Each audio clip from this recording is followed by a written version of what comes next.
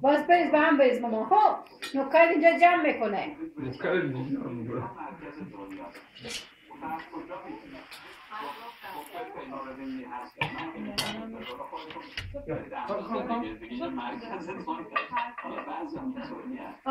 نه بسته غذا بشنده آره بشنده چیزی رد کنیم بده